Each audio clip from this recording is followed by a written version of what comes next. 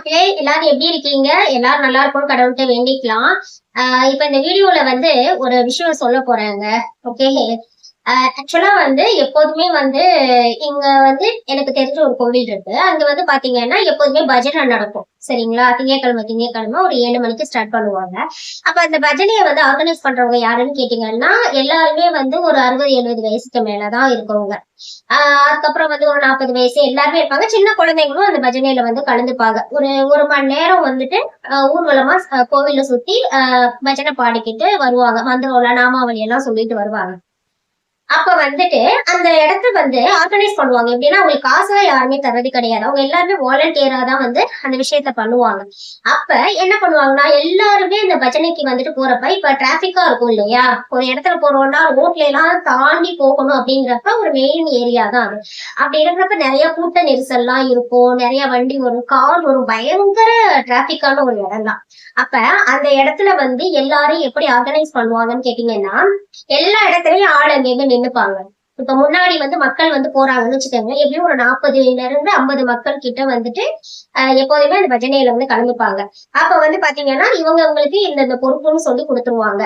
பின்னாடி வந்துட்டு ஒரு 3-4 பேர் நின்னுப்பாங்க. முன்னாடி 3-4 பேர் நின்னுப்பாங்க. லேடிஸ் வந்து முன்னாடி போவாங்க. அந்த ஆஹ் பலகையெல்லாம் வச்சிருப்பாங்க. இந்த மாதிரி வந்து இந்த பஜனை நடக்குது அப்படின்னு சொல்லிட்டு பலகையெல்லாம் வச்சுட்டு போவாங்க முன்னாடி. அதுக்கப்புறம் வந்து பாத்தீங்கன்னா இந்த ஓரத்துல அவங்க மக்கள் எல்லாம் சைட்ல இப்படி வருவாங்க இல்லையா, அவங்களுக்கு 2 பேர் இருப்பாங்க. ஈவன் அவங்க எல்லாருமே பாத்தீங்கன்னா ரொம்ப வயசானவங்க தான். அப்புறம் மந்திரம் பாடிட்டு வருவாங்க. அவங்களும் பாத்தீங்கன்னா ரொம்ப வயசானவங்களா இருப்பாங்க. இப்ப இப்ப ஏதாச்சும் ஒரு டிராபிக் வருது, இல்ல ஏதாச்சும் ஒரு அசம்பாவிதம் நடக்குதுன்னா டக்குனு இப்ப பூஜை பண்ணிக்கிட்டே போறோம், சாமியை வந்துட்டு நாமாவளி சொல்லிக்கிட்டே போறப்ப நம்மள அறியாமலே இருக்கும் இல்லையா? சில சமயம் இப்ப கார் எல்லாம் வந்து பக்கத்திலே வந்துரும். அந்த கால் கிட்டே எல்லாம் வரும். அப்பெல்லாம் டக்குன்னு அவங்க என்ன பண்ணுவாங்கன்னா அந்த வாலண்டியர்ஸ் வந்துட்டு டக்குன்னு தள்ளி விடுவாங்க. சரியா? அது மாதிரி வராதீங்கன்னு சொல்லிட்டு. அதே மாதிரி வந்து ஏதாச்சும் ஒரு இருட்டா இருந்துச்சு அப்படின்னா டக்குன்னு வந்து லைட் எல்லாம் இருக்கும் இல்லையா? இவன் வந்து வெளிச்சமா இருக்க இடம் தான் இருக்கும். அப்படி இருந்தாலும் சில இடங்கள்ல எல்லா இடங்களையும் வெளிச்சமா இருக்காதுல்ல, கடை தெருவுலாம். அப்ப டக்குன்னு என்ன பண்ணுவாங்க, உடனே அந்த லைட் எடுத்து இது பண்ணி மக்களுக்கு வந்து வழிவிடுவாங்க. இப்ப நான் இது பேசுறதுக்கும் இப்ப நான் பேச போறதுக்கும் என்ன சம்பந்தம் தானே கேக்குறீங்க? சம்மந்தம் இருக்குங்க. அதுக்காக தான் இதை பேசுறேன். இப்போ இது வந்து ஒரு ஒரு நார்மலா இருக்கக்கூடிய ஒரு விஷயங்களுக்கு இந்த மாதிரியான ஆர்கனைஸ் எப்படி பண்றாங்கிறதுக்கு ஒரு உதாரணம். இப்ப டிவிகேல வந்து நடந்தது இல்லையா? கரூர்ல வந்துட்டு மக்கள் சந்திப்பில் வந்து விஜய் வந்து அவர்கள் வந்து போயிருக்கப்ப 41 பேர் வந்து இறந்து போயிருக்காங்க. யோசிச்சு பாருங்க, 41 பேர் இறந்து போயிருக்காங்க. அப்ப அந்த 41 பேர் இறந்து போனதுக்கு என்னென்ன காரணங்கள் இப்ப வந்து சமூக வலைதளங்கள் எல்லாம் பயங்கரமா ஆளாளுக்கு ஒண்ணு வந்து சொல்லிட்டு இருக்காங்க. ஆக்சுவலா நான் ஏன் வீடியோ போடல அப்படின்னு கேட்டீங்கன்னா இவங்க எல்லாம் என்ன பண்றாங்க, ஏன்னா நம்ம எடுத்த உடனே ஒரு விஷயத்த வந்து யார் மேல கரெக்ட் தப்பு ஃபர்ஸ்டே வந்துட்டு கொஞ்சம் தெரிஞ்சது. ஓகே, இவங்க மேலதான் எனக்கு தப்பு இருக்கும், இவங்க செஞ்சதெல்லாம் அப்படின்னு சொல்லிட்டு தோணுச்சு. அதுக்கப்புறம் வந்து பாத்தீங்கன்னா கன்ஃபார்ம் பண்ணாம எதுவும் போடக்கூடாது. அதே மாதிரி வந்து விஜய் என்னதான் செய்யறாரு பாக்கலாம் அப்படின்னு சொல்லிட்டு வெயிட் பண்ணிட்டு தான் இந்த வீடியோ போடணுங்கிறதுக்காக இது பண்ணேன். பட் இன்னைக்கு அவர் வந்து ஒரு வீடியோ வெளியிட்டு இருந்தாரு இல்லையா? அந்த வீடியோல நிச்சயமா எனக்கு உடன்பாடே கிடையாது. ஏற்கனவே அவங்க செஞ்சதுல எனக்கு எந்த உடன்பாடுமே கிடையாது. எனக்கு அதுல ஒரு என்ன சொல்றது, அவங்க செஞ்சது கரெக்டுன்னே எனக்கு தோணல. அதே மாதிரி இப்ப போட்டதுல எனக்கு சுத்தர கொஞ்சமாச்சும் பாவமே, அவருக்கு ஒண்ணும் தெரியல, அவர் எல்லாம் ராங் கைட் பண்றாங்க, யாருங்க அவர் கூட இருக்கவங்க எல்லாம் சரியில்லை, அந்த மாதிரி எனக்கு ஒரு மைண்ட் செட் இருக்கும் எப்போதுமே விஜய் வந்து இது பண்றப்ப. ஏன்னா வந்து எப்போதுமே நம்ம கூட இருக்கவங்க வந்து நமக்கே ஒரு விஷயம் தெரியலனாலும் அவங்கள நம்மள கரெக்டா கைட் பண்ணணும். அந்த மாதிரி பீப்புள் எனக்கு எப்போதுமே அவர் எல்லாம் பண்றப்ப என்ன எப்படி தோணும்னா, அவர்கிட்ட பணம் இருக்கு, அந்த பணத்தை வந்து யூஸ் பண்ணிக்கணும்னு அவர் கூட இருக்கவங்க எல்லாம் திடீராங்க. அதனால வந்து ஒருத்தர் தெரியாம ஒரு விஷயம் பண்றப்ப அவரை நல்லா யூஸ் பண்ணிக்கிறாங்க அவர்கிட்ட இருந்து பணத்துக்காக அப்படின்னு நினைச்சுப்பேன் நானு. அதே மாதிரி ஒருவேளை வந்து விஜய் கிட்ட பணம் இல்லைன்னா எல்லாருமே ஓடி போயிடுவாங்க. ஏன்னா அவர்கள்ட்ட வந்து டிவிக்கேல கொள்கையும் கிடையாது. இப்ப ஒரு ஸ்ட்ராங்கா இருக்கு. இப்ப சீமானண்ணாலாம் இருக்காங்கன்னு வச்சுக்கோங்களேன். அவங்க எல்லாம் என்ன பண்ணுவாங்க, இப்ப வந்து அவங்க கிட்ட யாரு இருந்தாலும் இல்லைனாலும் அவங்க கிட்ட ஸ்ட்ராங்கான கொள்கை இருக்கு. ஓகேவா? அப்ப வந்து அவங்க யாரா எதுவுமே இது பண்ண முடியாது. ஒருத்தங்க போன 10 பேர் இருக்காங்க, 10 பேர்ல 4 பேர் போனாலும் அது பெரிய பிரச்சனையா இருக்காது. ஆனா டிவிகேல அப்படி கிடையாது. ஒரு ஸ்ட்ராங்கான பவுண்டேஷன் கிடையாது. இது வந்து என்னுடைய தனிப்பட்ட ஒரு விஷயம். சரிங்களா? அப்ப ஸ்ட்ராங்கான ஃபவுண்டேஷன் கிடையாதுங்கிறப்ப ஆட்கள் வந்துட்டு எல்லாருமே பணத்துக்காக வந்துட்டு விஜய் யூஸ் பண்ணிக்கிற மாதிரி எனக்கு எப்போதுமே ஒரு தோணும். என்னடா இவர் போய் இப்படி மாட்டிக்கிட்டாருன்னா, இப்ப நான் ஃபர்ஸ்ட் ஒரு விஷயம் சொன்னேன் இல்லையா, இந்த மாதிரி கோவில்ல கூட ஒரு சின்ன விஷயத்துக்கு எப்படி வந்து எவ்வளவு இன்வால்வ்மெண்டோட எவ்வளவு வந்து ஆர்கனைஸ்டா ஸ்ட்ரக்சரா ஒரு விஷயம் பண்றாங்கிறது. அது வந்து ஏன் சொன்னேன்னா, இவங்களுக்கு வந்து உதாரணம் சொல்லணுங்கிறதுக்காக தான் நான் சொல்றேன். இப்ப நான் எப்படி இருக்கணும், ஃபர்ஸ்ட் ஒரு லீடர்ங்கிறவங்க எப்படி இருக்கணும் தெரியுமா? அவங்களுக்கு வந்து பிளானிங் தெரிஞ்சிருக்கணும், பிளானிங் கரெக்டா தெரியணும். அதுக்கப்புறம் வந்து ஒரு விஷயத்த வந்து எப்படி ஆர்கனைஸ் பண்றதுன்றது தெரியணும். அதுக்கப்புறம் அதை டைரக்ட் பண்ணணும், எப்படி வந்து கரெக்டா அது வழி நடத்தணும். அதுக்கப்புறம் வந்து கண்ட்ரோலிங் கேப்பபிலிட்டி இருக்கணும். சரியா? ஒரு இடத்துல வந்து ஒரு விஷயத்த வந்து கண்ட்ரோல் பண்ற கெப்பாசிட்டி இருக்கணும். அப்பதான் அவங்க வந்து உண்மையான லீடர். ஓகே, இது வந்து எங்க போனாலும் இதுதான் உண்மை. உங்களுக்கு வந்து இந்த 4 விஷயத்துல எங்கேயாச்சும் ஒரு லேக் இருந்துச்சுன்னு வச்சுக்கோங்களேன், நீங்க வந்து ஒரு லீடர் கிடையாது, நிச்சயமா கிடையவே கிடையாது. அப்ப வந்து உங்களுடைய ஏதாச்சும் ஒரு விஷயம் நீங்க பிளான் பண்ண போனீங்க, நீங்க ஏதாச்சும் ஒரு விஷயம் செய்ய போனீங்கன்னா அங்க உங்களுக்கு வந்து ஃபெயிலியர் தான் வரும், நிச்சயம் சக்சஸ் கிடைக்க வாய்ப்பே கிடையாது. ஓகே, இப்ப டிவிகேல நடந்தது இந்த ஒரு விஷயம் தான். அவங்க கிட்ட வந்து ப்ராப்பரான பிளானிங் கிடையாது, ப்ராப்பரான ஆர்கனைசிங் கிடையாது, ப்ராப்பரான டைரக்டிங் கிடையாது, அதே மாதிரி ப்ராப்பரான கண்ட்ரோலிங் கிடையாது. இப்ப நிறைய பேர் வந்து இந்த வீடியோஸ் வந்து இந்த விஷயம் நடக்கிறப்ப நிறைய பேர் வந்துட்டு எல்லாரும் வந்து எல்லா யூடியூப்லயும் வந்துட்டு பாக்குறப்ப வந்து எல்லா வீடியோஸ் வந்து எல்லாமே தெரியுது. அப்ப ஆளாளுக்கு வந்து சதி கிளப்பி விட்டாங்க, இப்படி வந்து இது பண்ணிட்டாங்க, டிஎன்கேல அப்படி பண்ணிட்டாங்க, அவங்க இப்படி செஞ்சுட்டாங்க, என்னென்னவோ போட்டு ஒரே இதா வந்துட்டு எங்களுக்கு வந்து இப்படி இப்ப செஞ்சுட்டாங்க அப்படின்னு சொல்லிட்டு எல்லாருமே இது பண்ணிக்கிட்டே இருந்தாங்க. ரொம்ப இதா இருந்தது, போலீஸ் வந்து அனுப்பலனாங்க, அதுக்கப்புறம் வந்து மக்கள் வந்துட்டு இது பண்றாங்க அப்படின்ட்டு ஒரே இது. யாரு என்ன சொன்னாலும் சரிங்க. ஓகே, எனக்கு வந்து 2 பேர் மேலதான் ரொம்ப ரொம்ப கோவமே. ஒண்ணு வந்து டிவிகேல இருக்கவங்க மேல, இன்னொரு மக்கள் மேல. இவங்க 2 பேரும் தான் இந்த இன்சிடென்ட் நடந்ததுக்கு ஃபர்ஸ்ட் சோர்ஸே இவங்க தான். சரியா? ஃபேக்டர்ஸே இவங்க தான். மத்த ஃபேக்டர்லாம் விடுங்க, கொஞ்சம் கொஞ்சம் இருந்திருக்கலாம், எதிர்கட்சிங்க வந்துட்டு கொஞ்சம் வந்து அரசியல் செஞ்சிருக்கலாம், இது எல்லாமே இருக்கட்டும். இதுக்கு 2 ஃபர்ஸ்ட் ஃபேக்டர் யாருன்னு கேட்டீங்கன்னா டிவிகேல இருக்கவங்க தான், விஜய் அவங்க சார்ந்தவங்க. 2வது இருக்கிறது நம்மளுடைய மக்களுடைய முட்டாள்தனம், என்ன சொல்ற, சினிமா மோகம், ஒரு அறி அதாவது இவங்களை எப்படி சொல்றது தெரியல, அறியாமையில இவங்க சொல்லவே கூடாதுங்க, கூமுட்டத்தனம் தான் சொல்லணும். சரியா? கூமுட்டைங்கள்லாம் இருப்பாங்க இல்லையா, அப்படிப்பட்டவங்க தான் இவங்க எல்லாம். தப்பா சொல்றேன்னு நினைச்சுக்காதீங்க, இதுதான் உண்மை. ஓகே, அதாவது ஒரு விஷயம் இருக்குங்க, நம்ம வந்து ஒரு தப்பு செஞ்சுட்டோம், நமக்கு தெரியல.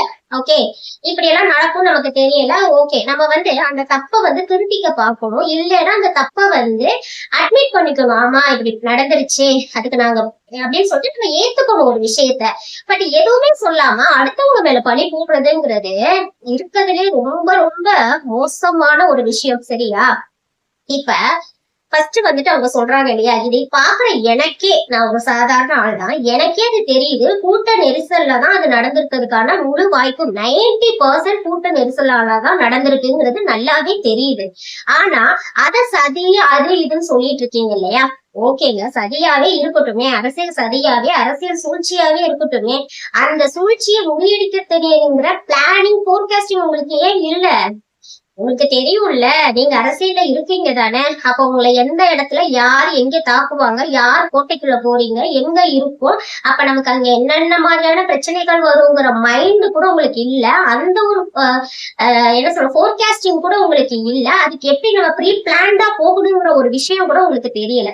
இன்னைக்கு மத்தவங்க செஞ்ச தப்பெல்லாம் இருக்கட்டும், மத்தவங்க செய்யறாங்க, அவங்க அப்படி செஞ்சாங்க, நீங்களே வந்து முக்கால்வாசி தப்புக்கு நீங்களே காரணம். இந்த சம்பவம் நடந்ததுக்கு முக்கால்வாசி காரணம் யாருன்னு கேக்குறீங்க, டிவிக்கே தான் காரணம். அப்படி இருக்கிறப்ப முக்கால்வாசி விஷயம் உங்ககிட்ட தப்பு இருக்கிறப்ப அதை நீங்க திருத்திக்காம 10 என்ன சொல்றது, கால்வாசி தப்பு இருக்கிற மத்தவங்களை குறை சொல்லிட்டு இருக்கீங்க. முக்கால்வாசி உங்க மேலதான் தப்பு, அதுவே உங்களுக்கு தெரியல, இன்னுமே தெரிஞ்சுட்டு தெரியாத மாதிரி இருக்கீங்களா, இல்ல வந்து வேணுக்குன்னே அடமட்டா இருக்கீங்களான்னு தெரியல. இப்ப 41 பேர் உயிர் போயிருக்கு, மக்கள் எல்லாம் ஏன் இப்படி முட்டாளா இருக்காங்கன்னு தெரியல. இன்னுமே என்ன சொல்றது, வருத்தமா இருக்கு ஒரு விஷயம் வந்துட்டு. இன்னுமே எல்லாருமே வந்து வி ஸ்டாண்ட் வித் விஜய் அப்படின்னு சொல்றாங்க. நீங்க பாருங்க, விஜய் மேல எல்லாம் எனக்கு எந்த கோவம் இல்ல, வன்மமும் கிடையாது. ஆனா அவங்க செய்யற ஒரு விஷயம், எல்லாருக்கும் அரசியல்ல வர்றதுக்கு எல்லா ரைட்ஸுமே இருக்கு. அவங்கவங்க வந்து மக்கள் அவங்கவங்க வந்து வாக்குரிமை அவங்கவுங்களுக்கு தனியா போட்டுக்கலாம், எல்லாமே போடலாம், அதெல்லாம் எதுவுமே தப்பு கிடையாது.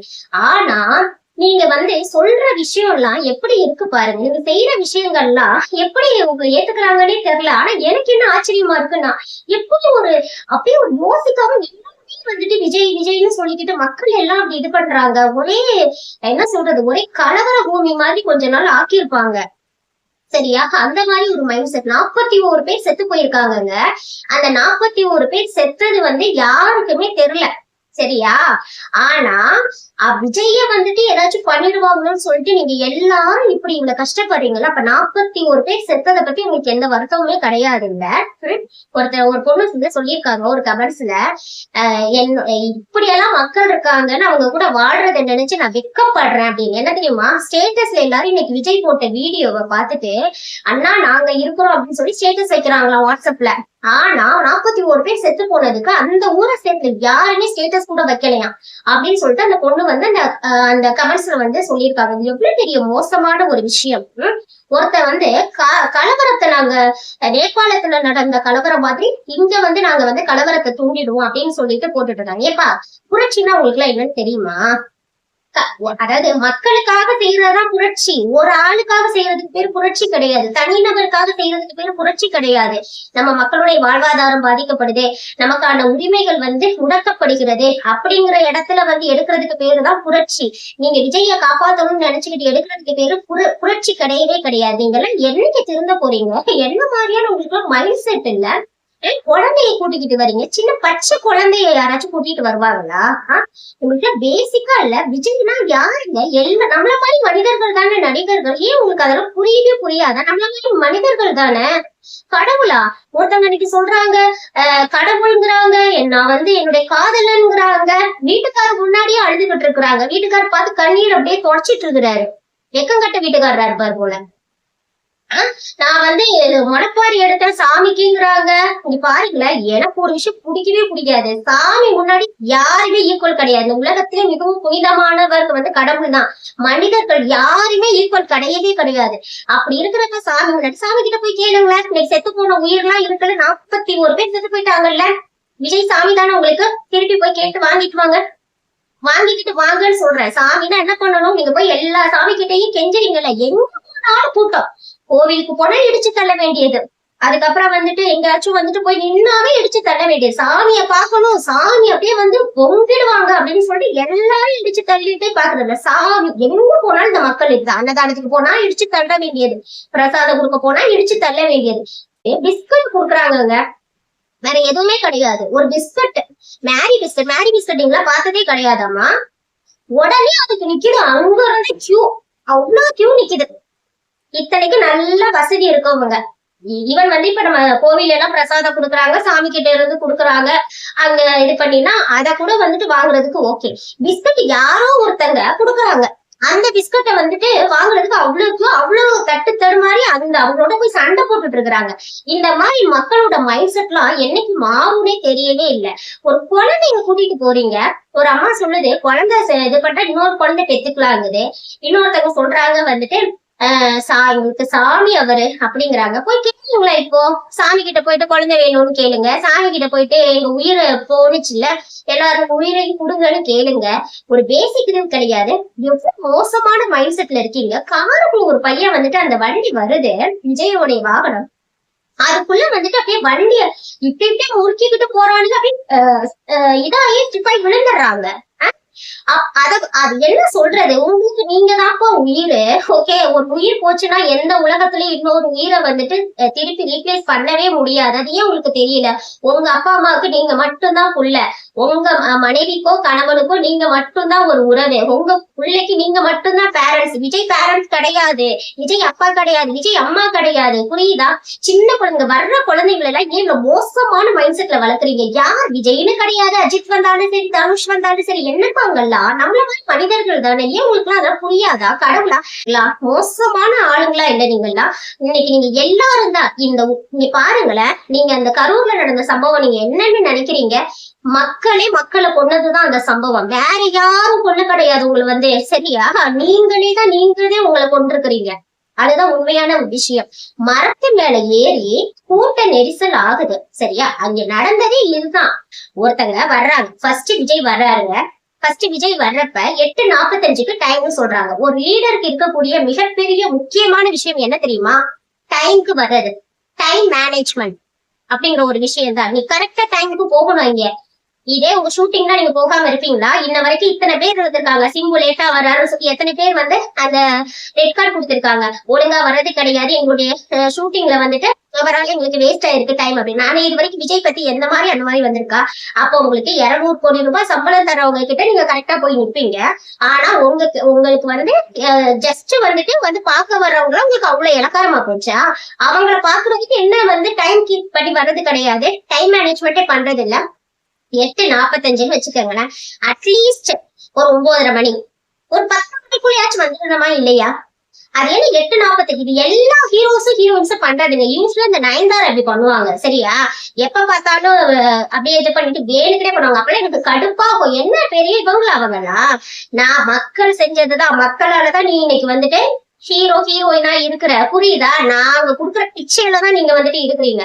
அப்படி இருக்கப்ப அது என்ன எங்களை மதிக்காம இது பண்றது அப்படின்னு யூஸ்வலா இப்ப நயன்தாரா செய்யறது எந்த ஒரு ஆட்டிடியூடுமே பிடிக்காது. பட் விஜய் எப்படி பண்ணுவாருன்னு நான் நினைக்கவே இல்லை. ஒரு டைம் மேனேஜ்மெண்ட் 8:45க்கு டைம்னா அங்க இருந்து கிளம்புனீங்கன்னா அப்ப உங்களுக்கு எப்படி ஒரு அலட்சியம், ஒரு டைம் ஒரு வேணாமா? நம்மளை பார்க்க மக்கள் இருக்காங்க. என்ன மக்கள் உயிருன்னு சொல்லிட்டு இருக்கிறீங்க? ஏன் மக்கள், நான் உங்களுக்காக எல்லாம் செய்வேன் அப்படின்னு சொல்லிட்டு மக்களை பார்க்க போற நீங்க டைமுக்கு போயிருக்கணும். ஐயோ, என் மக்கள் அங்க வெயிட் பண்ணுவாங்க, வெயில்ல வெயிட் பண்ணுவாங்க, தண்ணி இல்லாம இருப்பாங்க, மக்கள் எப்படி இருப்பாங்கன்னு நமக்கு தெரியலையேப்பா.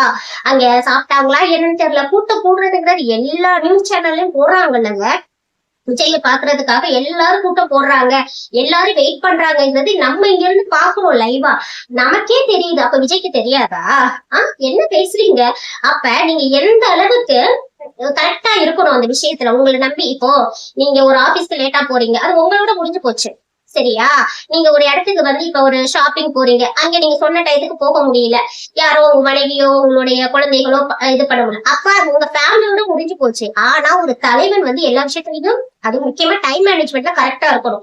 அப்ப உங்களை நம்பி 1000 பேர் எவ்வளவு பேர் இருக்காங்க, அவங்களுடைய நிலைமையெல்லாம் நீங்க யோசிச்சு பாத்தீங்களா? சரி, 8:45க்கு டைமுக்கு சொன்ன டைமுக்கு போனீங்களா?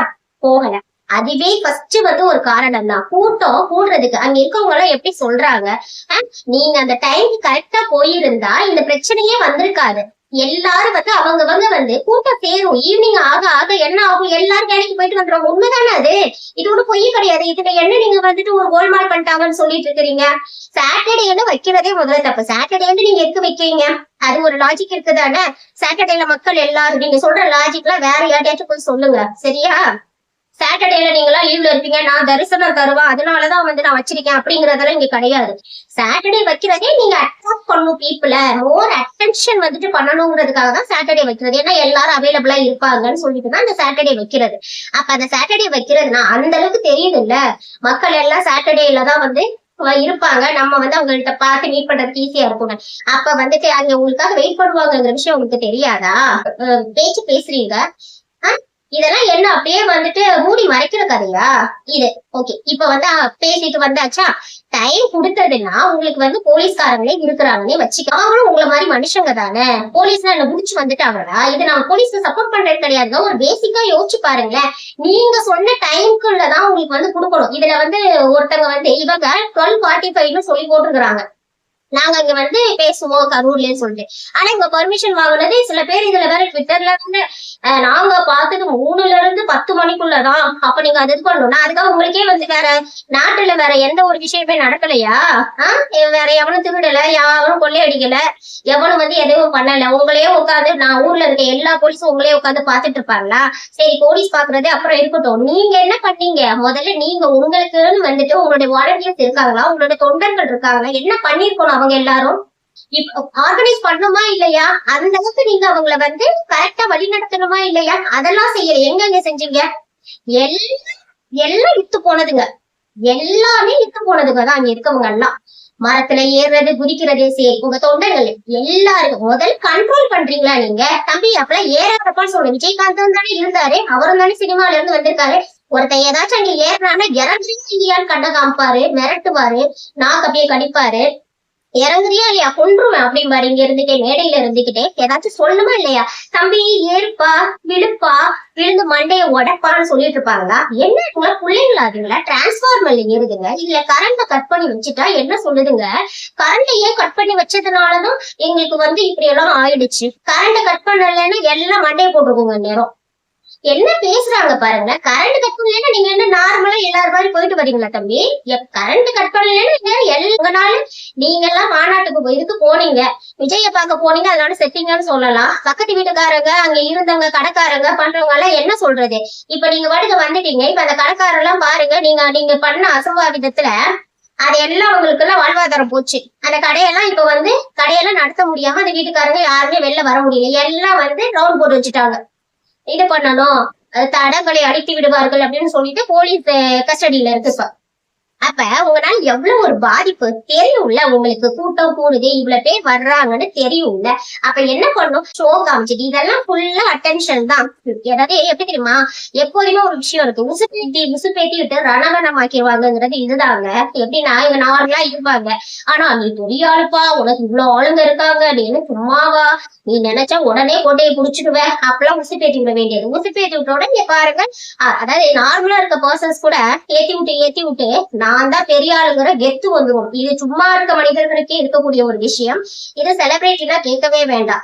அவங்களுக்கு இன்னுமே ஜாஸ்தி ஆயிடும். என்னதான் இருந்தாலும் பணம் புகழ் எல்லாமே ஒருத்தவங்களை எந்த விஷயத்துக்குமே அடிமையாக்கக்கூடிய ஒரு விஷயங்கள் தான். அப்படி இருக்கிறப்ப அங்க அவ்வளவு நேரம் எல்லாரும் நிக்கிறாங்க. அவங்கதான் போலீஸ் எல்லாம் சொல்லியிருக்காங்க, இந்த மாதிரி நல்லா தெரியுது கூட்ட நெரிசல் தான். ஏங்க நல்லா பாருங்க அந்த வீடியோ எல்லாம். எல்லாருமே அந்த அவருடைய வேன் வருது. வர்றப்ப இப்ப வேன் முன்னாடி தள்ளி வருதுன்னு வச்சுக்கோங்க. ஒரு 26,000 பேர் கூட்டம் வர்றப்ப அவங்க முன்னாடி போய்கிட்டு இருக்கப்ப என்ன ஆகும்? எல்லாரையும் தள்ளதான் சொல்லுவாங்க. ஏன்னா அவங்களுக்கு யாரும் அசம்பாவிதம் நடத்தக்கூடாது. அப்ப தள்ளுறப்ப இடம் இல்ல. அதோட அவங்க என்ன சொல்றாங்க, பிளெக்ஸ் எல்லாம் ரோட்டை தாண்டிதான் வைக்கணும். ரோட்டுக்கிட்டே வச்சிருந்தா பீப்புள் எப்படி போவாங்க? அப்ப ரொம்ப நேரம் நின்னவங்க டக்குன்னு நீங்க கார் போறப்ப மூவ் ஆகிக்கிட்டே தானே இருப்பாங்க. அந்த சைடு மூவ் ஆகுறப்ப உங்களுக்கு அங்க இடமே இல்லைங்கிறதுனால ஜென்ரேட்டர் ரூமுக்கு போயிட்டு அந்த ஜென்ரேட்டர்ல இருந்த போக்கஸ் லைட் எல்லாம் ஆஃப் பண்ணி விட்டுட்டாங்க. இது இல்லாம இடம் பற்றாக்குறையினால மேல மரத்துல எல்லாம் இந்த பசங்க ஏறி அந்த மரத்துல இருக்க எல்லாம் யார் ஒரு பேஸ் மூலைல இப்ப தெரியுதா?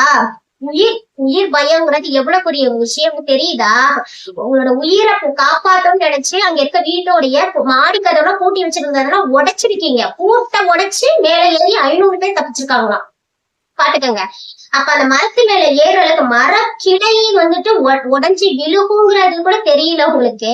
அப்ப உங்களுடைய அறிவோட அந்த இடத்துல உங்களுக்கு உயிரை காப்பாத்தணுங்கிற படபடப்பு தான் உங்களுக்கு இருந்திருக்கு இல்லையா? இந்த படபடப்பு ஒரு ஹீரோவை பாக்குறதுக்கு இவ்வளவு கூட்டத்துல போகணுங்கிறது உங்களுக்கு ஏன் தோணல? சொல்லுங்க, ஏன் தோணல? அப்பனா நீங்க எந்த அளவுக்கு முட்டாளா இருக்கீங்கன்னு பாத்துக்கோங்க. யாரும் உங்க உயிரை கொல்லலைங்க, நீங்க எல்லாரும் தான் உயிரை கொண்டிருக்கிறீங்க. சரியா? இப்ப மரத்துல ஏறிட்டீங்க. மரத்துல ஏறினோட கீழே விழுகுதுல்ல, கீழே ஆளுங்க இருப்பாங்கல்ல, அது கூடவா தெரியாது? குழந்தைங்க எல்லாரும் போன ஏங்க நீங்க மேல ஏறி நிக்கிறதெல்லாம் டெய்லி விஜய பாப்பாங்களா? எல்லாரும் நீங்க மேல ஏறி நின்றப்ப இது பண்ணுவாங்களா? மிதிச்சு போறீங்க. அந்த மக்கள் எப்படிங்க? மக்களே மிருகம் தாங்க. மிருகம் கூட இன்னொரு மிருகத்தை கொள்ளாது.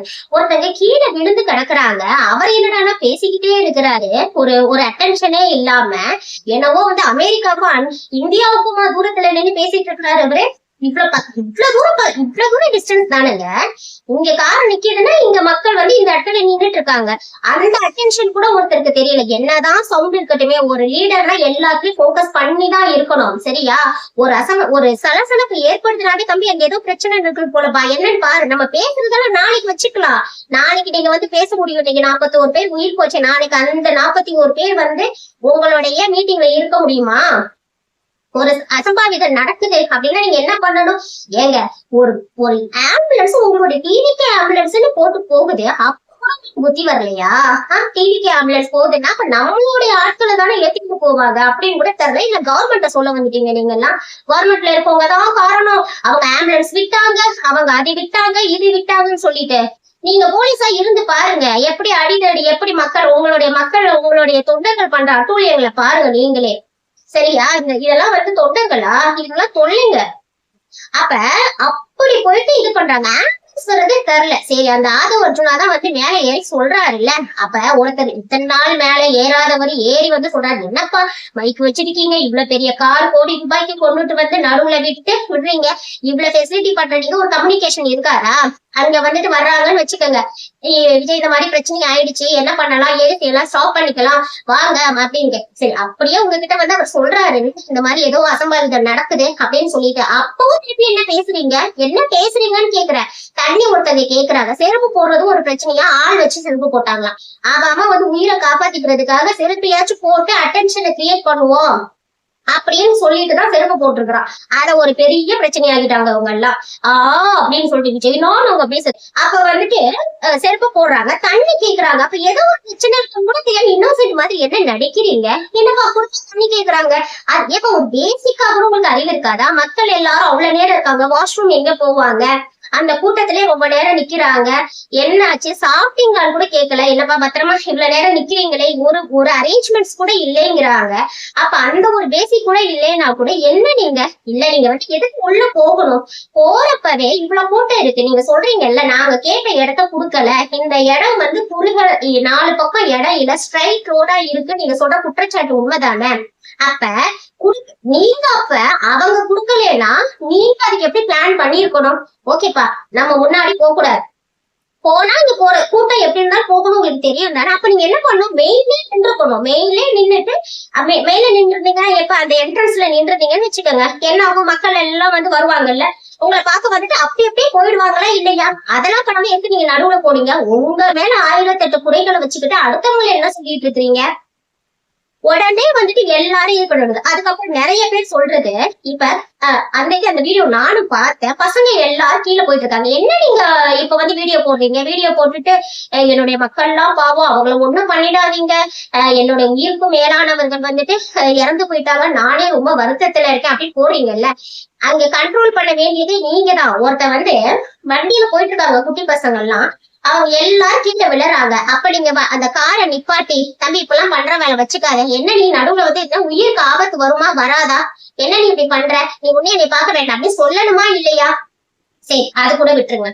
போறப்ப அந்த நாமக்கல்ல இருந்து எல்லாரும் கரூர் வரைக்கும் இவர் பாக்கலைங்கிறது ஒரே காரணத்துக்காக தான் அந்த அளவுக்கு ரவுண்டு கட்டி வந்துருக்கிறாங்க.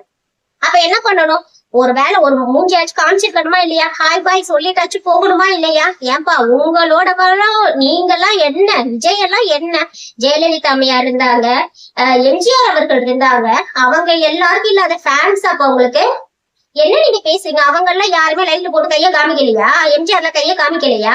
விஜயகாந்த் கைய காமிக்கலையா? அப்ப நீங்க மட்டும்தான் உலகத்துல இருந்து அப்படியே நேரா வானத்துல இருந்து குதிச்சு வந்துட்டீங்களா? என்ன பேசிட்டு இருக்கிறீங்க? ஒரு பேசிக்கான அறிவே இல்லாம பேசிட்டு இருக்கிறீங்க. சரி, மக்கள் போயிட்டாங்கல்ல, விஜய் எம்ஜிஆரை பத்தி பேசுறதுக்கு என்ன தகுதி இருக்கு? எம்ஜிஆரை பத்தி எல்லாம் நீங்க பேசவே கூடாது. சரியா? அண்ணா பத்தி பேசிட்டு இருக்கீங்க. எம்ஜிஆர் உங்களை மாதிரி இப்படிதான் ஓடுவாரா, ஓடி ஒளிவாரா?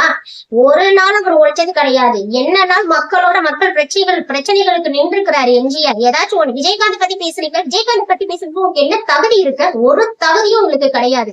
விஜயகாந்த் நேரம் போய் பாத்திருப்பாரா? பாத்திருக்கீங்களா? விஜயகாந்த் சிவாஜி கணேசனுடைய இறுதி சடங்கப்ப 1000 பேர் வந்து எல்லாரும் மக்கள் எல்லாம் இது பண்ணிட்டு இருந்தாங்க. ஒரே ஆள் நின்று இறங்கி அந்த இடத்துல வேஷ்டிய மடிச்சு கட்டிக்கிட்டு எல்லாரும் அப்படியே தடுப்பாரு. அவர் தான் ஒரு மனிதர், அவர் தான் ஒரு தலைவர். நீங்க தலைவர் கிடையவே கிடையாது. ஏசில உட்காருங்க, அது உங்களோட இஷ்டம். ஒரு பிரச்சனை நடக்குது, படத்துல மட்டும் வந்துட்டு ஜில்லா படத்துல எல்லாம் அப்படியே பொங்கி எழுந்து பிள்ளைங்களை தூக்கிட்டு போயிட்டு ஹாஸ்பிட்டல்ல போறீங்க. என்ன அட்லீஸ்ட் அந்த படத்துல இருக்கிற மாதிரி கூட உங்களுக்கு செய்ய தெரியாதா? அந்த நடிப்பு கூட இங்க ரியலா பண்ண மாட்டீங்களா? உடனே வந்துட்டு தூக்கிட்டு போறீங்க. ஒருத்தவங்க தூக்கிட்டு போறப்ப பேசிக் சென்ஸ் கூட இல்ல. என்ன ஆச்சோ நீங்க கொடுத்த அசைன்மெண்ட் பண்ணணும். 10 நிமிஷத்துல நீங்க என்ன பேசி முடிக்கணும்? நீங்க 10 நிமிஷத்துல பேசி முடிக்கிறதுலதான் இந்த உலகம் மாற போதா? இந்த தமிழ்நாடு அப்படியே தலைகீழா மாறிட போதா? அப்படியே உட்காந்துட்டு இருக்கீங்க, எங்களுக்கே தெரியுது. ஐயோ அந்த இலவச சம்பாதியம் நடக்குது, இவ்வளவு டிஸ்டன்ஸ் இப்ப உங்களுக்கு தெரியலேங்கிறதுலாம் எங்களை எல்லாம் பார்த்தா இந்த பூமுட்டை மாதிரி தெரியுதா? தெரியலன்னு சொல்லிட்டு இது பண்றீங்க. அது இல்லாம அரசியல் செய்யறாங்க, அது செய்யறாங்க, இது செய்யறாங்கன்னு சொல்லிட்டு இருக்கிறீங்க. இதுக்கான ஒரு ஆர்கனைசிங் கிடையாது, ஒரு ஸ்ட்ரக்சரா எதுவுமே ஃபார்ம் பண்ணல. சரி, உடனே அறிக்கை விட்டா போதுமா? ஒரு குழந்தைகள் வரக்கூடாது, கர்ப்பிணிகள் வரக்கூடாது, நீங்க உங்க தொண்டர்களை அங்கங்க ஆள் நிப்பாட்டி வைக்கணும். பிள்ளைங்களோட கூட்டிட்டு வர, அம்மா போமா நீ வீட்டுக்கு போ, எங்களுக்கு இதெல்லாம் பிரச்சனைன்னு உங்க தொண்டர்கள்லாம் அங்க எங்கேயும் போனாங்க? எங்கேயும் போல தானே. அப்ப அவங்களை எல்லாம் சொல்லணுமா இல்லையா? இங்க எல்லாம் வரக்கூடாது, இங்க குழந்தைகளை வச்சிருக்கீங்க வரக்கூடாது, நீங்க அறிக்கை மட்டும் விட்டா போதுமா? எல்லாரும் இந்த ஊர்ல இருக்கவங்களும் அப்படியே அறிக்கையை ஃபாலோ பண்ணிக்கிட்டே இருக்காங்களா? நீ அறிக்கை விடு தம்பி, நான் ஃபாலோ பண்றேன். ஊர்ல ரூல்ஸ ஃபாலோ பண்ணாதவங்க தான் முக்காவாசி பேர் இருக்கிறாங்க, பணக்காரங்கல இருந்து அடிமட்டத்துல இருக்கவங்க எல்லாருமே. அப்படி இருக்கிறப்ப இதெல்லாம் என்ன உங்களுக்கு இது தெரியாது? சரி ஓகே, அது கூட பரவாயில்ல, அதை கூட வலிச்சு விட்டுறலாம். இப்ப இருக்குது சரி, போனீங்கல்ல, இறந்துட்டாங்கன்னு தெரியுது இல்ல, அது என்ன ஓடி சென்னைக்கு ஓடுறது? முதல்ல நீங்க பிரஸ் ஏன் மீட் பண்ண மாட்டேங்கிறீங்க? ஒரு அரசியல் தலைவர்னாலும் சரி, நீங்க ஒரு பொது இதுக்கு வந்துட்டீங்கன்னாவே நீங்க முன்னாடி அமைதியா இருக்கலாம், அப்படியே பட்டு போல இருக்கலாம், அப்படியே என்ன சொல்றது, தங்க தட்டுல சாப்பிட்டுருக்கலாம், கோல்டன் சைல்டா இருந்திருக்கலாம், எல்லாமே இருந்திருக்கலாம். ஆனா நீங்க ஒரு அரசியல்னு வந்துட்டீங்கன்னா மக்கள் தலைவர் அப்படிங்கிறீங்கல்ல, அப்ப என்ன பண்ணணும்? நீங்க தலைவர்னு வந்துட்டீங்கன்னா நீங்க அமைதியா இருக்க. நீங்க இப்ப எப்படி பேசுறீங்க, எல்லாரும் ஆச்சரியப்படுறாங்களா, விஜய் இப்படி பேசுறாங்க, நீங்களுக்கு தெரியவே இல்லையப்பா அப்படிலாம் சொல்லி எப்படியெல்லாம் எல்லாரும் பயங்கரமா சொல்றாங்க. அப்ப அரசியல் வந்ததுனாலதானே இதெல்லாம் பண்றீங்க. அப்ப அரசியல் நீங்க பிரஸ் மீட் பண்ணணும் தானே. 2 வருஷத்துக்கு நீங்க எங்க பிரஸ் மீட் பண்ணிருக்கீங்க? சரி, மத்த நாள்லதான் பண்ணி தொலையல, விட்டு தொலைங்க. ஒருத்தங்க இறந்து போயிருக்காங்கன்னு சொல்லி அத்தனை பிரஸ்காரங்க கேக்குறாங்க.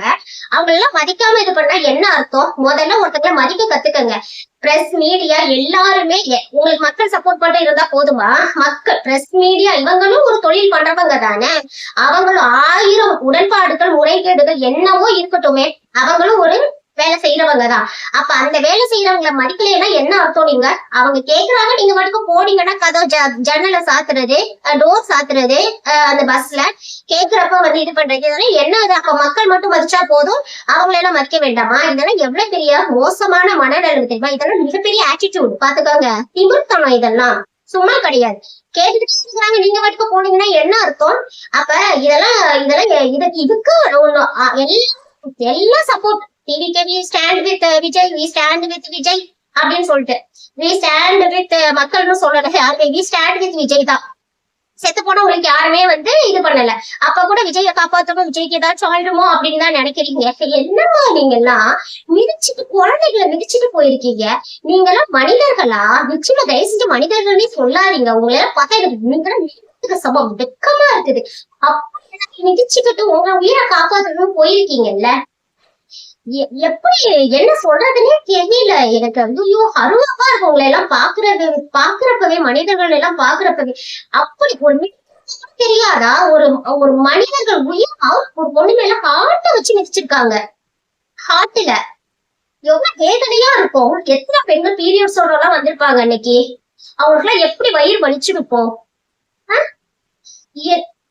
ஐயோப்பா சாமி, நீங்க எல்லாம் தயவு செஞ்சு நீங்க யாருமே அரசியல் பண்ணாதீங்க. அதுல எல்லாரும் அரசியல் பண்ணிட்டு இருக்கீங்க. எத்தனை பேர் செத்து போய் கிடக்குறாங்க, அதுல போயிட்டு எல்லாரும் நான் இது பண்ண நீ இது பண்ணன்னு சொல்லி அவ்வளவு அரசியல் பண்ணிட்டு இருக்கீங்க. உங்களுக்கு அந்த மனிதர்கள் உயிர் தெரியலையா? இதுல கூட நீங்க எல்லாம் உங்களுடைய லாபம் செய்யணும். அவர் என்னடான வீடியோ போட்டு நான் ஒரு அட்லீஸ்ட் ஒரு விஷயம் சொல்லலாம்ல, இந்த மாதிரி நான் என் மேல தப்பு இருக்குங்க, நான் திருத்திக்கிறேன், இந்த மாதிரி நான் பண்றேன், என் தொண்டர்கள் எல்லாம் நான் கரெக்டா இனிமே வழி நடத்துறேன்னு சொல்லல. என்னைய நான் கேட்ட இடம் உங்களுக்கு என்னங்க பிரச்சனை? உங்க மேலே 1008 பிரச்சனை இருக்குது. அதுக்கு எதுக்கு நீங்க இடத்த சொல்றீங்க? ஒரு பிரச்சனை நடந்துச்சு இல்ல, ஒரு பிரஸ் மீட் கொடுத்தீங்களா நீங்க? சரி, யாருமே இல்ல இத சொல்றதே. நான் வந்தா கூட்டம் வந்துடும். உங்களுக்கு என்னங்க கூட்டம்? ஊர்ல யாருக்குமே கூட்டம் வரலையா? உங்களுக்கு தான் உலகத்துல கூட்டம் வந்திருக்கா? எனக்கு அப்படி ஆயிடும் இப்படி ஆயிடும். நான் ஹாஸ்பிட்டல் வந்தா சரி, நீங்க ஹாஸ்பிட்டல் வரல, மத்தவங்க எல்லாம் எங்க போனாங்க? விஜய் ஹாஸ்பிட்டல் வரல. உங்களுடைய அந்த ஊர்ல வேற யாரும் டிவிக்கோடைய ஆளுங்களே கிடையாதா? ஹாஸ்பிட்டல் போய் மக்களை பாக்குறது இல்லையா? ஏன் சீமானால போனாரு தானே? அவரை எல்லாம் தாண்டி அவரை யாருமே எதுவுமே சொல்லவா தம்பி அப்படின்னு கொஞ்சினாங்களாங்க. அவரையும் தானே திட்டினாங்க. மத்த தலைவர்கள் எல்லாரும் தானே போனாங்க. அவங்க எல்லாம் எப்படி அவங்க நல்லவங்களோ கெட்டவங்களோ அதெல்லாம் அப்பாற்பட்ட விஷயம், சரியா? அது அப்புறம் இருக்கட்டும். ஏதோ இங்க போய் நிக்கிறாங்கல்ல, ஆனா உங்களுக்காக உயிரிழந்த மக்களுக்காக நீங்க போய் நின்னீங்களா? அது என்ன 3 நாள் கழிச்சு வீடியோ போடுறது?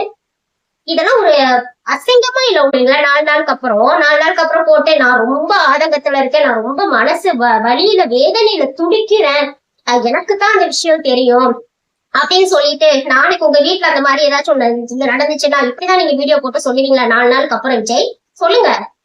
என்ன பண்ணீங்களா பேசுறீங்க? இந்த டிவிக்கில இருக்கவங்களும் அப்பா முடியல. யார் ஏதாச்சும் பேசிட்டாலும் இந்த பொண்ணுங்களை தப்பா போட வேண்டியது, அசிங்கமா எல்லா வேர்ட்ஸையும் வந்துட்டு போட்டு கேவலப்படுத்த வேண்டியது. இங்க பாருங்க, அப்படியே கடுப்பாவது உங்களை எல்லாம் பார்த்தா. சரி, போய் யாராச்சும் என்னன்னு கேட்டீங்களா? அங்க உங்களை புடிச்சு ஜெயிலே வைக்கட்டுமேங்க. இப்ப என்ன பிரச்சனை? ஜெயிலே வைக்கிறாங்கன்னு வச்சுக்கோங்க. இப்ப என்ன அரெஸ்ட் பண்றாங்கப்பா? யாரையும் எந்த அரசியல் தலைவரும் அரெஸ்ட் பண்ணலையா? உங்களை மட்டும் தான் அரெஸ்ட் பண்ண போறாங்களா? அப்படி அரெஸ்ட் பண்ணா கூட நீங்க என்ன பண்ணணும்? அங்க போய் இருந்துட்டு நாங்க இப்ப உட்காந்துட்டு சொல்றீங்களா, ஏன் வந்துட்டு போஸ்ட்மார்ட்டம் பண்ணாங்க, ஏன் எங்களை கேட்காம அது பண்ணாங்க இது பண்ணாங்க. அப்ப வாய் மூடிட்டு எங்க இருந்தீங்க? எல்லாரும் வீட்டுல தானே இருந்தீங்க. அப்ப ஏன் யாருமே கேட்கல? போஸ்ட்மார்ட்டம் பண்ண போறாங்கன்னா நீங்க பண்ணக்கூடாதுன்னு சொல்லணுமா இல்லையா? உங்களுக்கு தெரியுதுல்ல சதி பண்ணிருக்காங்கன்னு. சதி பண்ணிருக்க நீங்க வந்துட்டு போய் சொல்லணும். நீங்க பண்ணீங்கன்னா இல்ல இதுல ஏதோ முரண்பாடு இருக்கு, ஏன்னு நீங்க பண்ணிருக்கீங்கன்னு போய் ஏன் நீங்க நிக்கல? இது நார்மலா எல்லாருக்குமே தெரிஞ்ச ஒரு விஷயம். போயிட்டு நிக்கிறது கிடையாது, ஆவுனா வீட்டுக்குள்ள போய் நிக்கிறது. அதுக்கு ஒரு பதில், நாங்க வந்தா கூட்டம் வந்தா மக்கள் இன்னும் இதாயிடும், இன்னும் பிரச்சனை வந்துடும், புடிச்சு உள்ள வச்சிடுவாங்க, இன்னும் வந்துட்டு நிறைய பேர் செத்து போயிருவாங்க, இனிமே சாகணுமா யாராச்சும்? அடிச்சிடுவாங்க, கொன்றுவாங்க. எப்ப எல்லாத்தையும் தாங்குறவங்க தான் அரசியலுக்கு வரணும் சரியா? இந்த மாதிரி எல்லாம் போயிட்டு உங்களை மாதிரி ஹீரோ பின்னாடி சுத்திக்கிட்டு சாமி கும்பிடுறேன்னு பால் ஊத்திக்கிட்டு அதுக்கப்புறம் வந்துட்டு உட்காந்து என்னது பாலாபிஷேகம் பண்ணிக்கிட்டு தீ மிதிச்சிட்டு இருக்கிறது பண்ணணும். ஒரு சொல்லணுமா இல்லையா? இந்த மாதிரி ஆயிடுச்சுங்க. இல்ல அது ஏர்போர்ட்ல கேக்குறாங்கல்ல அந்த செய்தியாளர்கள், அவங்க கிட்ட என்ன சொல்லணும்? நான் நினைச்சே பாக்கல இந்த மாதிரி எல்லாம் ஆயிடுச்சு, எனக்கு மன வருத்தம் ஆயிடுச்சு, இந்த மாதிரி ஒரு நிலைமையில இருக்கேன், இப்போதைக்கு நான் பேசக்கூடிய நிலைமையில இல்லைங்க, அதனால நான் அப்புறம் அப்படியே சொல்லிட்டாச்சும் போகணுமா இல்லையாங்க? என்னது டிராமா கம்பெனியா? ஊர்ல ஆல்ரெடி நிறைய டிராமா ஆட்சிக்காரங்க இருக்கிறாங்க. அதுக்கப்புறம் என்ன இதுல என்ன சொல்லிட்டு இருக்கீங்க அடிக்கடி? நான் வந்தா விஜய் வந்தா நான் மாத்திடுவேன், அது செஞ்சீங்களா இது செஞ்சீங்களா அப்படி இப்படின்னு கையை உயர்த்தி ஊத்தி பேசுறீங்கல்ல. இன்னைக்கு நீங்க என்ன செஞ்சிருக்கீங்க? அதே 20 லட்சம் ரூபாய் பணத்தை கொடுத்துருக்கீங்க. எல்லாரும் செய்ததுக்கு நீங்க என்ன டிஃபரன்ஸ் ஃபர்ஸ்ட் சொல்லுங்க. மத்த ஆட்சிக்காரங்களுக்கு உங்களுக்கு என்ன டிஃபரன்ஸ்? செத்து போனா நீங்களும் பணம், அவங்களும் பணம் கொடுக்குறாங்க, நீங்களும் பணம் கொடுக்குறீங்க, கரெக்டா? செத்து போனா அவங்களும் என்னைக்காச்சும் போய் பாக்குறாங்க. இப்ப வேற எதுல போய் பாக்குறாங்களா இல்லையான்னு தெரியாது, ஆனா அடுத்தவங்க கட்சி செத்தவங்க போய் பாக்குறாங்க. நீங்க வந்து அத கூட நீங்க போய் பாக்கல. இதுல இந்த டிவி கேல இருக்கவங்க யார் போனாலும் சண்டைக்கு போறது. ஏன்பா உங்களுக்கு எல்லாம் அறிவு இருக்கா இல்லையா? என்ன நடக்குது? செத்து போயிட்டாங்க. ஒரு நல்லதோ கெட்டதோ ஒருத்தங்களை பார்க்க ஒரு தலைவர்கள் வர்றாங்கன்னு வச்சுக்கோங்க, உங்களுக்கு எதிரியாவே இருக்கட்டுமே, இப்படிதான் அவங்களை ட்ரீட் பண்ணுவீங்களா? ஒரு பேசிக் தெரியாது. நீங்களாம் என்னத்துக்கு கட்சியில இருக்கேன்னு சொல்லிட்டு போங்க, எல்லாரும் போங்க, ஒண்ணுமே பிரச்சனை இல்லை நாட்டுல. எல்லாரும் இந்த மாதிரி நாளைக்கு இன்னும் வந்து வேற ஊருக்கு போவாங்க, பழனிக்கு போவாங்க, அங்க 4 பேர் 40 பேருக்கு 80 பேர் செத்து போங்க.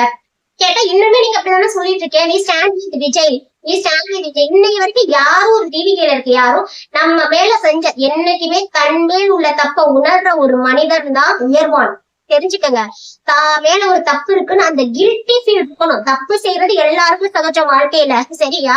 அந்த கில்ட்டி ஃபீல் உணர்றவன் தான் மனிதனின் மாபெரும் மனிதன், சரியா? ஆனா நீங்க எல்லாம் வந்து அந்த மாதிரி உணர்றதா தெரியல. யாராச்சும் கேள்வி கேட்டா உடனே ஜட்ஜி கேள்வி கேட்டா ஜட்ஜ சொல்றது, டிஎம்கேல கேள்வி கேட்டா டிஎம்கே சொல்றது, அப்புறம் என்டிகேல கேள்வி கேட்டா என்டிகேவை சொல்றது, யாரையும் உத்துவோடு விட்டு வைக்கிறது. எல்லாரும் ஓவியா கேள்வி கேட்டா ஓவியாவை சொல்றது, நீ ஒரு பொண்ணா பொம்பளையா அப்படி இப்படின்னு அசிங்கமா கேவலமா பேச வேண்டியது எல்லாரையும். அப்ப நீங்க மட்டும்தான் உத்தமர்களா? டிவி கேல இருக்கவங்க மட்டும்தான் எல்லாரும் உத்தமர்கள், நீங்க தான் அப்புறம் பத்திரமாத்து தங்கம், மத்தவங்க எல்லாரும் ஃப்ராடுங்க, அப்படிதானே? உங்களோட தன்மையை தான் நாங்க பாக்குறோமே டெய்லி.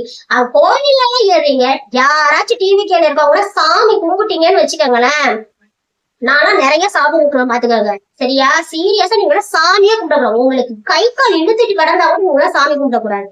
கோவில்ல ஏறி நிக்கிறீங்க அன்னைக்கு, எவ்வளவு கொழுப்பு இருக்கணும் உங்களுக்கு எல்லாம். கோவில்ல யாராச்சும் ஏறி நிப்பாங்களா சாமி? என்ன சாமி அவங்க அப்படி பண்ணிடும் இப்படி பண்ண தம்பிங்களா? நீங்க முதல்ல உங்களுடைய விஷயத்த கரெக்டா பண்ணுங்க, அப்புறம் நீங்க வந்து நேபாளம் பத்தி பேசலாம், ஸ்ரீலங்கா பத்தி எல்லாம் அப்புறம் பேசலாம். ஸ்ரீலங்கா நடந்த மாதிரி நாங்க அப்படி பண்ணிடுவோம், நேபாளத்துல மாதிரி. நேபாளத்துல இருக்கவங்க எல்லாம் கலவரம் பண்ணாலும் அவங்களாம் புத்திசாலிங்க, சரியா? உங்களை மாதிரி தற்கொலைங்க கிடையாது. அவங்கள வந்து அவங்க ஒரு விஷயம் பண்ணுனா கூட அவங்களுடைய தெளிவா இருந்தாங்க. நாட்டுல ஊழல் நடக்குது, அதுக்கு எழுத்து நீங்க ஒரு மனிதனுக்காக நீங்க வந்து நாட்டையே கொளுத்தணும்னு நினைக்கிறீங்க. அவங்க வந்து ஊழலுக்காக மக்களுக்காக நாட்டை கொளுத்தணும்னு நினைச்சாங்க. நீங்க ஒரு மனிதனுக்காக நாட்டை வந்து சீரழிக்கணும்னு நினைக்கிறீங்க. இது எவ்வளவு பெரிய கேவலமான புத்தின்னு நீங்க உங்களையே கேட்டுக்கங்க தமிழா. சரியா?